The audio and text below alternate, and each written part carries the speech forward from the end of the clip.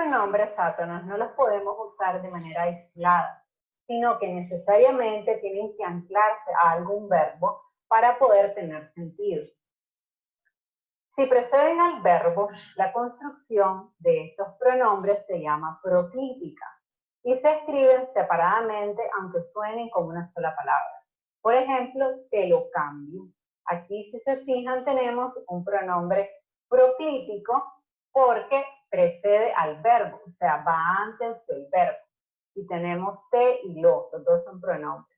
Ahora, los pronombres proclíticos son aquellos pronombres que siempre van ubicados, por tanto, antes del verbo sin formar una sola palabra. Por ejemplo, me río, me es el pronombre proclítico. Te pego, te es el pronombre proclítico. Se salió, se es el pronombre proclítico. Lo repetían con frecuencia, lo es el pronombre proclítico. Te vi, te es el pronombre proclítico. Me lo dijo, me es el pronombre proclítico. Ven que todos estos pronombres son proclíticos porque van antes del verbo. Te lo dijo, se es un pronombre proclítico porque va antes del verbo. Le cayó, le es un pronombre proclítico porque va antes del verbo. Bueno, conclusión, los proclíticos, que es una palabra que no necesitan aprenderse, son los normales, son los que usamos a toda hora y van sueltos, sin acento. Ahora, existen otros pronombres átonos que son enclíticos, es decir, son pronombres que aparecen después del verbo y por eso a esta construcción se le llama enclítica y forman una palabra compuesta. Por ejemplo, cámbiatelo. Te y lo, ambos son pronombres que, si ustedes se fijan, van soldados al verbo, es decir, van pegados al verbo, porque todos los pronombres enclíticos tienen que ir unidos al verbo. El pronombre enclítico se emplea en distintos casos, por ejemplo, con las formas del infinitivo y el gerundio, como ustedes pueden ver en pantalla, son muy comunes. Quererlo. Pregunto, ¿quién me responde? ¿Cómo reconocemos un verbo en infinitivo? O sea, ¿cómo sabemos que un verbo está en infinitivo? ¿A quién le suena? Que termina en ar, er o ir. Perfecto, perfecto. Un verbo está en infinitivo cuando termina en ar, er, ir. No hay más opciones. Si el verbo debe terminar en una de esas tres. Entonces, querer, colocar, son, en este caso, son infinitivo. El verbo está en infinitivo. ¿Por qué? Porque termina en ar, er, ir, en alguna de esas opciones. Y el gerundio, pues ya sabemos, ¿no? El gerundio termina en ando, yendo. Bueno, en este caso ando ambos. Ando yendo. Entonces es el mismo verbo, pero con la terminación ando yendo.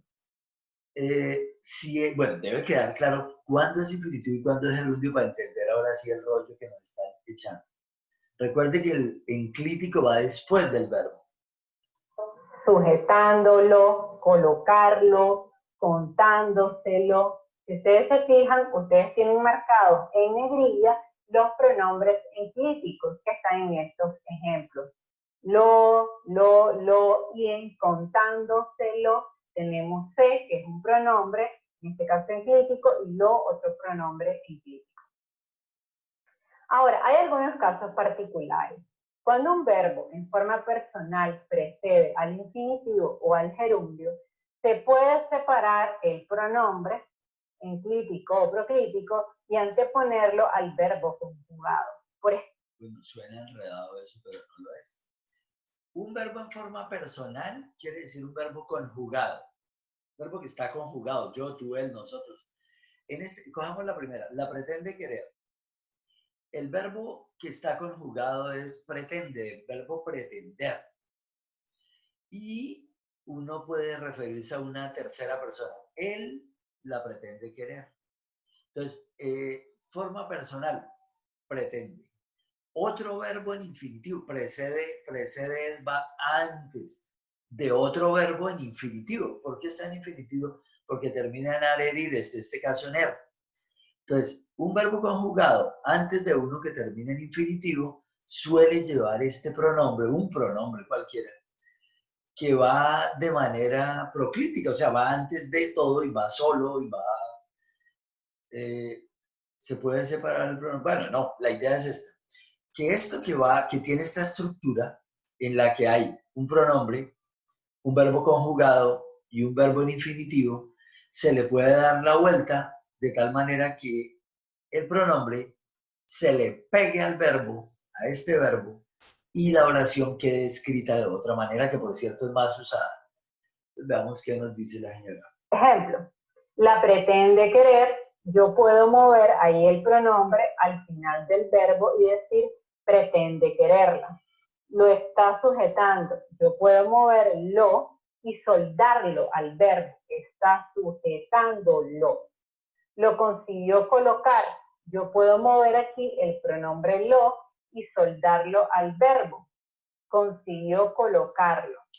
O en el último caso, lo estuvo contando, yo puedo mover el pronombre lo y soldarlo al verbo y decir estuvo contándose. Oiga, ese estuvo contándoselo, les decía ahorita que la cosa puramente gramatical. Hay gente que, por ejemplo, no sabe si acaba con C o con S. En la medida en que es un pronombre y va pegado al otro, solo puede ir con S. Entonces, en ese sentido es útil saber identificar. Contándoselo. Ahora, en el caso del modo imperativo, es forzosamente necesario utilizar pronombres enclíticos. Pregunto, ¿quién se acuerda? ¿Cómo reconocemos el modo imperativo? Recuerde que hay tres modos. El verbo tiene tres modos. Uno, el indicativo, que señala las acciones reales. El subjuntivo, que son acciones posibles o de deseo, cosas así. Y el imperativo. El imperativo es el más chiquitico, no tiene una conjugación muy grande. Los otros dos sí se conjugan, se dividen y redividen. Entonces, el imperativo, ¿quién se acuerda? ¿Cómo reconocemos un verbo en imperativo? ¿Qué característica tiene? Laura alzó la mano.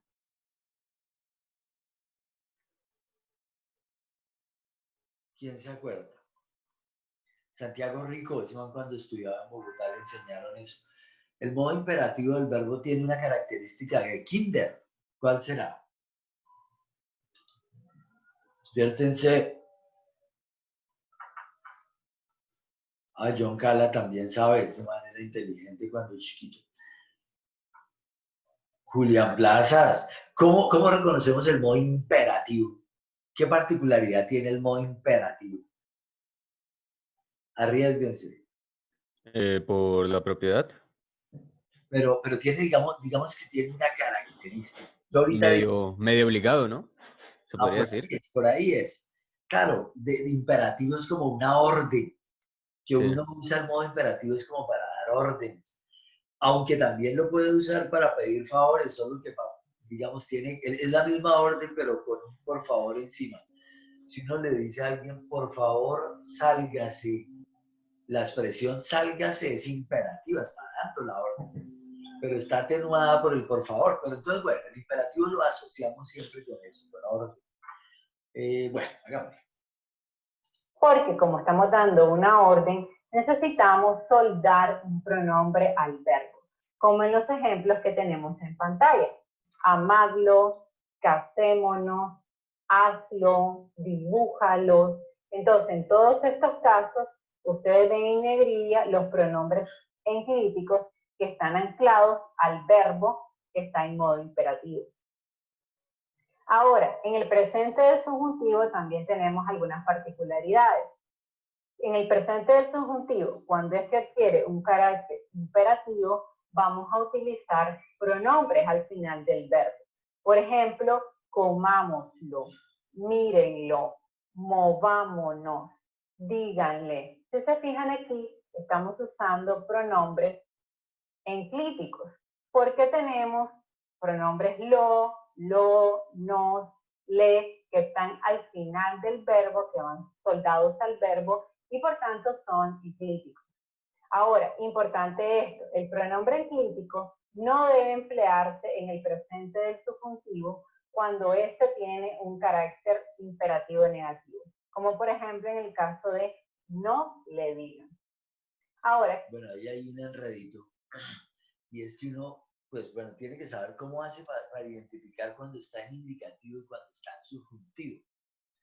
Entonces, el indicativo es el que más usamos, es el normal, el que señala, indica la realidad. Y a su vez, claro, se divide en tiempo, se divide en aspecto, modo, persona, en voz, un poco de vainas. Pero digamos que es el normal. Entonces yo les pregunto, en indicativo presente, por poner un ejemplo, si yo quiero conjugar el verbo estudiar en primera persona singular, yo diría yo en presente. ¿Cómo quedaría la conjugación en indicativo? O sea, la normal, la que usamos a toda hora. Sería yo, tú, él. ¿Quién se atreve a conjugarnos eso a mil? En presente normal, normal, normal. ¿Yo qué? Verbo estudiar, ¿yo? ¿Quién? ¿Alguien? Yo voy a estudiar. No, pero no con el voy, porque ahí se devuelve otra forma. Simple, la forma simple. Si usted quiere indicar que estudia en este momento, ¿cómo lo diría? Yo ¿Estudio? estudio. Y si fuera tú, pues tú estudias. Y si fuera él, pues él estudia. ¿Cierto? Eso es lo normal, ese es el indicativo. Pero resulta que hay otro presente, pero de modo subjuntivo. Y ya no es lo mismo. Ese modo subjuntivo, hay una estrategia para reconocerlo en la conjugación, y es que uno le antepone la palabrita que. O sea, que yo, que tú, que él, y entonces ahí varía. ¿Cómo quedaría en presente subjuntivo el mismo verbo estudiar en primera persona? Ya no sería yo estudio, sino sería algo posible, subjuntivo.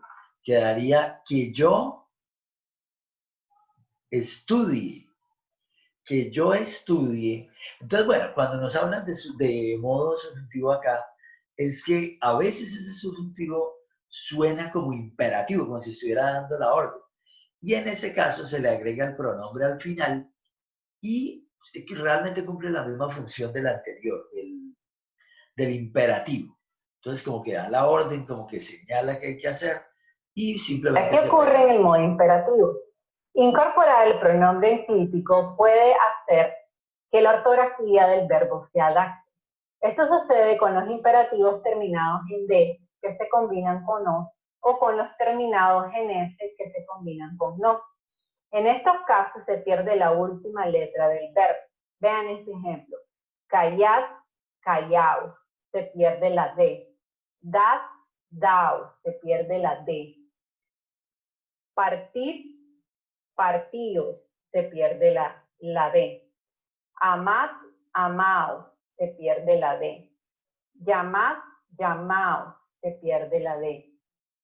Id, en este caso es una excepción, no se pierde la D, idos, aunque es una forma poco común, pero sí es propio del español antiguo.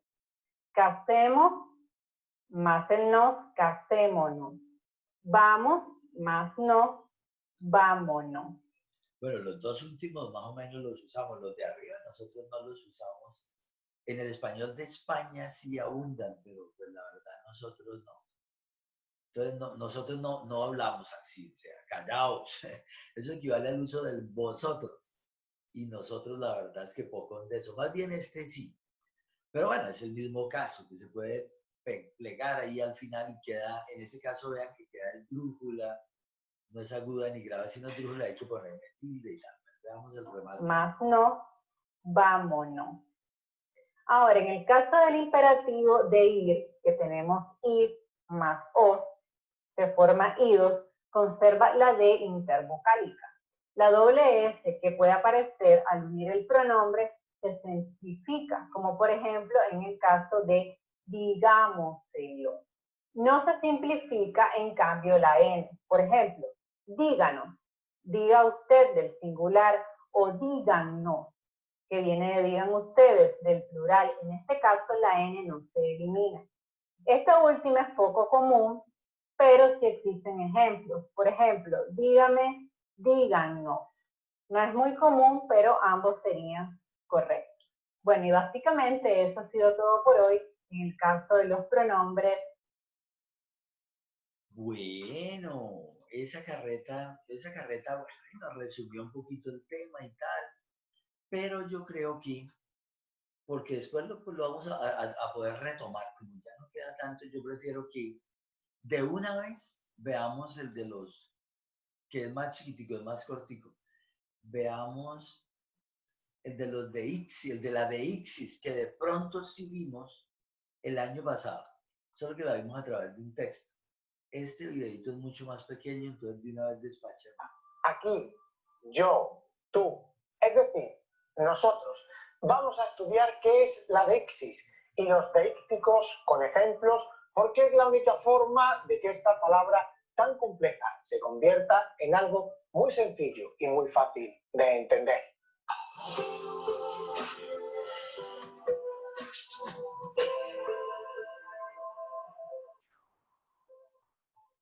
El término deixis significa etimológicamente señalar o indicar.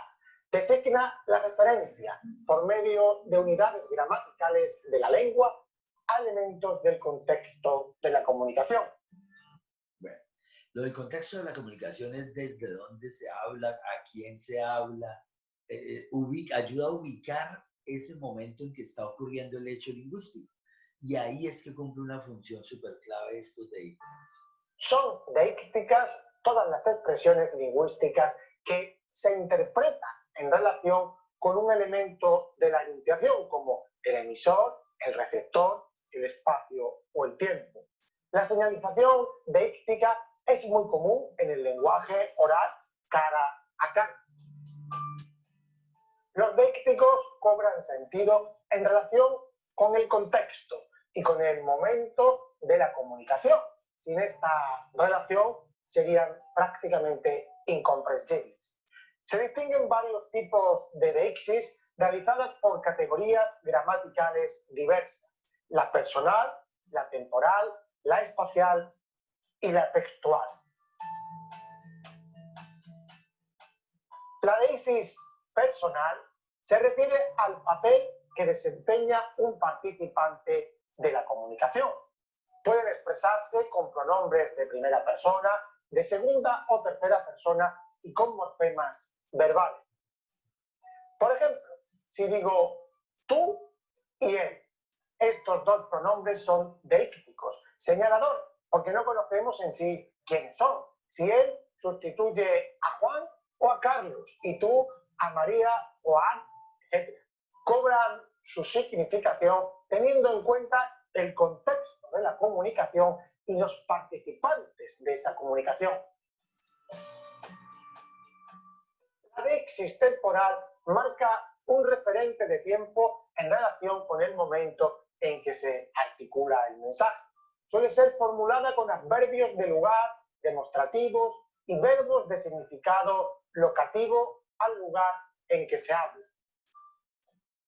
La deixis espacial sitúa a un participante en un espacio, indicando, por ejemplo, cercanía o lejanía. Es realizada mediante adverbios, locuciones y sintagmas adverbiales de presente y mediante morfemas de tiempo. Ejemplo: aquí o allí son deícticos, cobran su significado en relación con el contexto y los participantes. Aquí puede corresponderse, por ejemplo, con mi casa, y allí puede corresponderse con el piso de mi hermano o con el piso de un amigo. La deixis textual o discursiva, a medio camino entre la deixis y la anáfora o catáfora, se realiza con pronombres personales o demostrativos neutros. Eso, ello, lo remite a fragmentos del texto que se han dicho o que se van a decir más adelante. Por ejemplo, le dije que Juan podría estar enfermo. Al escuchar eso, empezó a llorar.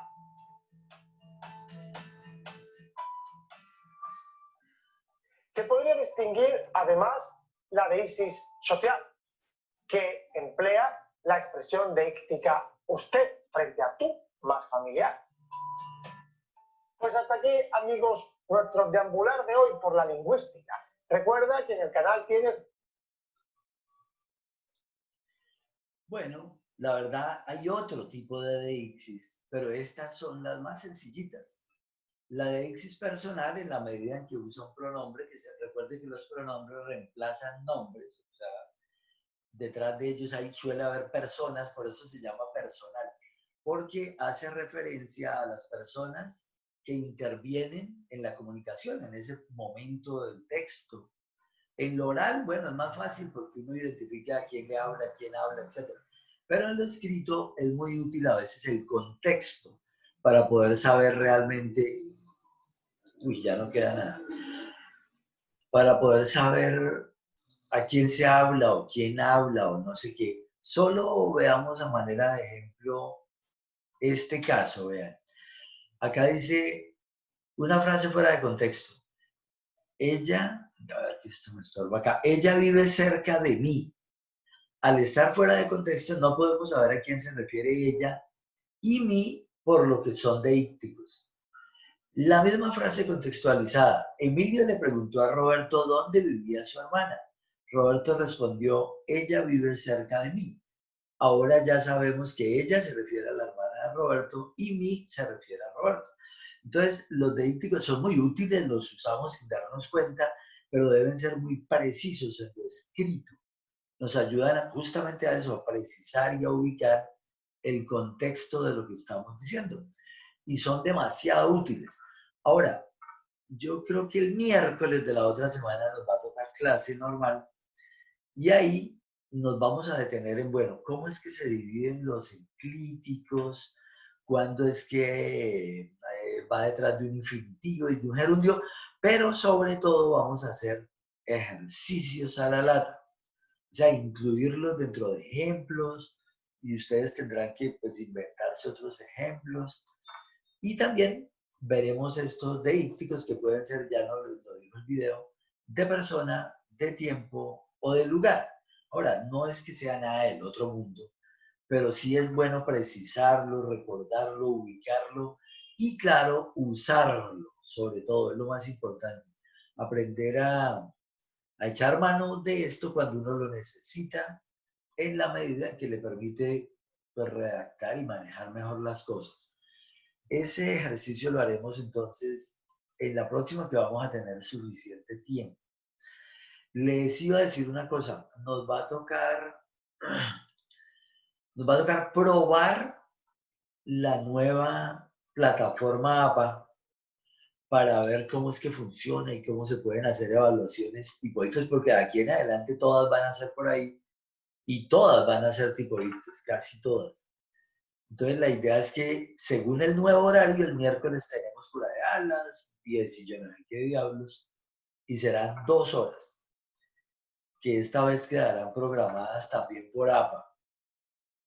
Entonces listo, es todo por hoy y nos veremos pues en la próxima.